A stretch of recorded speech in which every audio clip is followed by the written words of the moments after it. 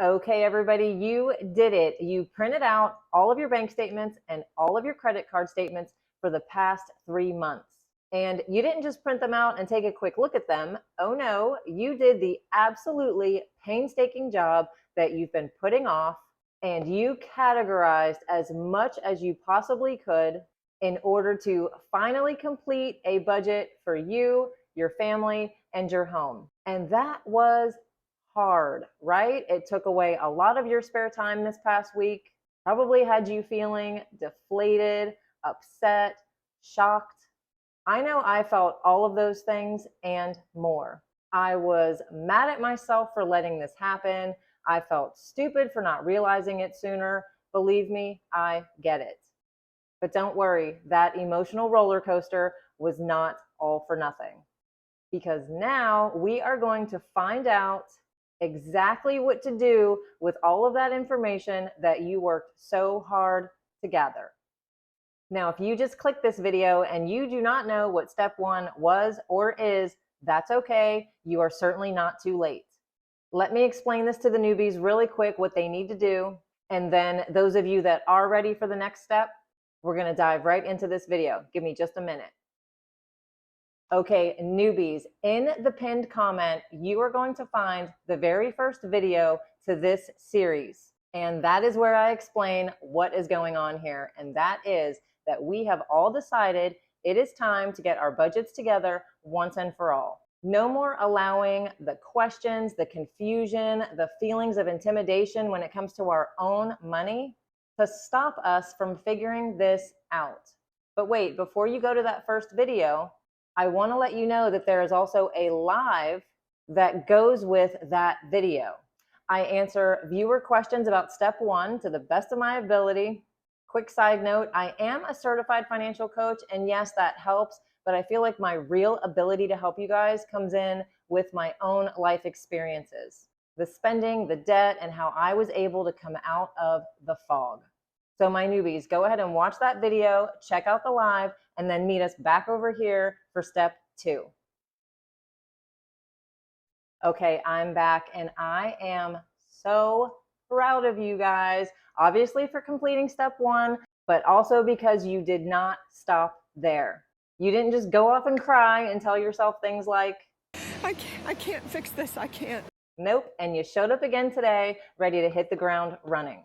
And you guys, you may not have printed out any of your statements for a long time, if ever, right? Those paperless statements, they are not doing us any favors, just keeping us in the fog. I know I sure hadn't printed out any of mine in quite a while. In fact, I was like a lot of you, and I had to go buy a printer before I could even begin. But anyway, when I finally did get those physical pages in my hand, first off, I could not believe how many freaking pages my Wells Fargo bank statement was. And that will apply to you as well if you are a victim of a lifestyle creep and maybe a little overspending. Hey, you know what? Do not beat yourself up. That is actually a very gradual process. And it is just so easy to not even realize that you're doing it. In fact, things are designed so that you don't realize that you've been doing it. What do you mean? What I mean is, if you were getting these really thick envelopes with 25 pages stuffed inside them from the banks and your credit card companies that looked like this, do you think maybe you would have noticed then?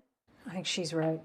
But like I said in the last video, you're going to be fixing all of that. So it doesn't really matter how you got here.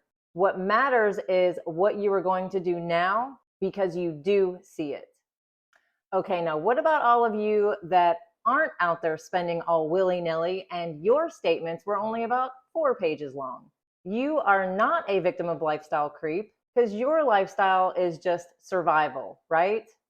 I can still bet that there were at least 1 or 2 categories that even you were surprised at your grand totals. You right. Yeah. You right. Well, I actually know I'm right because I have been in both of these situations. When I was in my 30s, I did budget, but I was budgeting in a different way. I knew exactly how much my bills were costing me each month, and I knew when to pay which bills in order to stay on track and never be late. Really? That sounds pretty good. Well, it was a good start. I'm not going to say that it wasn't. But you know those videos where people are like, what advice would I have given my younger self? Well, here's one that I would tell younger Jen. Younger Jen, why didn't you budget the rest? Why didn't you pay more attention to the money you had after your bills were paid? You know why? Because I discounted it. It was small amounts. Sometimes I barely even had $20 to get myself through the week. So in young Jen's mind, what difference would it make? So when young Jen didn't feel well, she couldn't take off work because she couldn't afford to.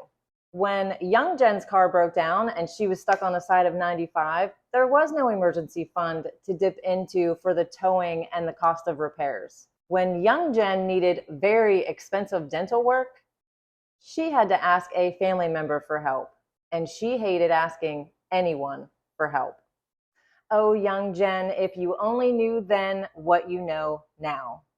Now, obviously, I can't go back in time, but what I can do is help others, aka you, to not discount your income in any way, shape, or form. Your paycheck is your number one asset. You've got to protect every dollar as if your life depends on it. Because honestly, your financial present and future life does depend on it. But what do? We just always so easily hand it over, don't we? I say now that young Jen was really good at $5-ing herself to death. You know, those little harmless purchases, a soda from the convenience store, a Happy Meal for my daughter after school, a new lipstick, a new tank top from Walmart. You guys, I used to stop at this tanning place that had $2 tans. Not kidding. Every day I would go there and I would give them $2 to use their booth. You guys, I live in South Florida. Yes, the freaking Sunshine State, and I was paying to tan. Yeah, kind of stupid, and all of that did add up. I just didn't want to see it. Okay, so back to you. And this is actually one reason that I had all of you add up your categories in what I was calling broad strokes. I did that on purpose because I wanted you to see all of what you were spending on bills, not separating your debt from your utilities or your car payment from your rent. Capital One is a bill. Netflix is a bill. Your afterpays are a bill. It's all bills that you have to pay, and you needed to see all of your bills. You needed to see all of what you spend on food, see all of what is going for your personal shopping, all of what is being spent on the kids. Why are you doing this to us? Because I remember back when I did not have that clear picture. So I wanted you to have the clearest picture possible about what you are really paying out each month and for what. Did you guys know that the average American spends 43% of their paycheck within the first 3 days of receiving it? And 80% of Americans run out of money completely before receiving their next paycheck. 80%. So yes, you really did need to know how much your grand total was for each broad category. And I do not want you to start justifying. I don't do that. Sure you were. I bet a lot of you went straight to justifying when you saw some really high totals that you were not expecting. How? How do you know that? Because that was me and Jason's favorite thing to do. Oh, well, we spent that much on the credit card because Nicole was in town. That month's spending was so high because it was Jensen's birthday. We spent that because the car was in the shop, or Emma was starting school, or maybe it was Christmas time. You know how I said last week that crying wasn't allowed? Well, this week, justifying is not allowed. Why can't we? Your categories weren't high because those things just happened to you. It's because you have this thing called a life. You can't change the fact that you are a living, breathing human being. So it doesn't matter what was going on around you, that's your life. And good or bad, normal or abnormal, You have to be prepared for them. And now a lot of you are out there rolling your eyes and saying, oh, okay, Jen, how can you expect us to prepare for things when you just told us that 80% of us are running out of money before our next payday hits? You're all out there saying, girl, we are broke. We don't make enough. It's inflation. It's an economy crisis. We are poor. But are you really poor? Let me show you something really quick. This study was to look at which level of income are the most likely to carry credit card debt, meaning those of you who are not paying off the balances every month. And you might be surprised to learn it is the households in the upper middle income level. These are the most likely to hold the credit card debt. 60% of the households in the seventh had credit card debt, compared with only 28% in the first decile. And you guys, I do not tell you these things to make you feel bad. God, no, it is actually the exact opposite. I want you to see that there is hope. Most of you, approximately 300 million of you, are actually not poor. You are in debt, and so was I. Remember, lots of it. There is a difference. And honestly, I don't think it's completely our fault. We are told some of the worst financial advice over and over again. And then they have the audacity to call us financially illiterate. I want to get every single one of you that is watching this series to get so angry about being ever so methodically placed into the fog. So let's get back to step 2. And I know that broad category, once you added everything together, some of those totals were big, and that was 100% for the shock value. I hope it worked because it worked for me. As I said, I was pissed, I cried, and I justified. Now at this point, since you have the wide range stuff and you have it written down, now it's time to concentrate on each one, and we're going to put them into smaller sections, subcategories. So here is where the detail comes. Now remember last week where I said we were going to be doing a rough draft of another rough draft? Well, here it is. But keep in mind that this is another rough draft. Even this is not going to be your final budget. It's not? Nope, it isn't. Oh my God! Don't get mad. It's all going to be worth it.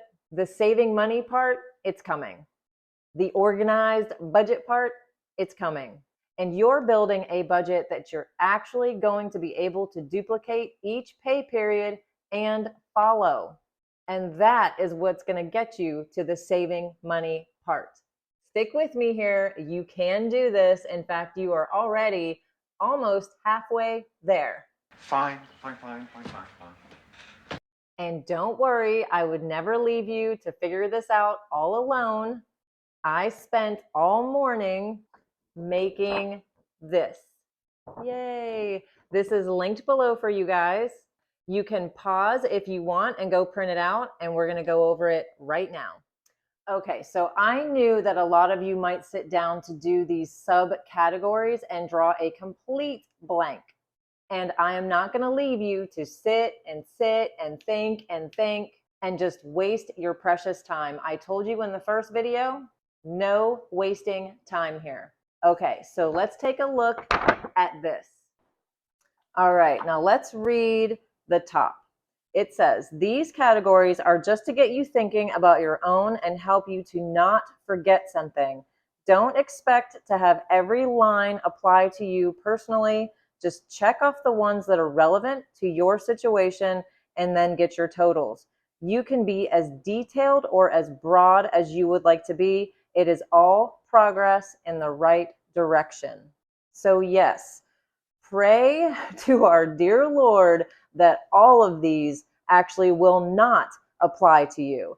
This is just me helping you to not forget something. And not only that, to also see things for the future you. Yes, the I have a working budget you. Because yes, some of you are going to come over here and see a fully funded emergency fund and Christmas and think to yourselves, I wish I could budget for things like that ahead of time. Stick with this and you will get there. Ask yourself if what you are doing today is getting you closer to where you want to be tomorrow. All right, you guys, let's check this out. This section up here, our very first one, is the 4-wall bills. I like keeping these separate from all of the other bills because if a layoff comes, an injury or illness occurs, God forbid, a death or a divorce, here is where you are going to know what you need to make each month to not be homeless and keep your 4 walls. Number one priority here. Then we've got some other bills, Wi-Fi cable, cell phone, childcare, things like that are listed here for you guys. We have clothing, everything I could think of that is related to anything that has wheels on it. We've got medical and health, insurance. Let's go to page 2. Okay, so no, you cannot miss this category, debt payments. I've got written up here, list out credit cards, student loans, personal loans, afterpays, and any other lines of credit. Now, when you get to this part, I want you guys to remember, you are not alone. The average American who carries personal debt uses 30% of their income to pay down debt, and that does not include their mortgage. By far, the top source of debt after mortgage is credit cards, which account for more than double any other debt source. So like I said, you are not alone. Remember that when you are filling this out. Okay, so what else do we have here? We've got the kids, we've got food and groceries. I want to go over this one with you really quickly. Food is the biggest bill that we have that we can control.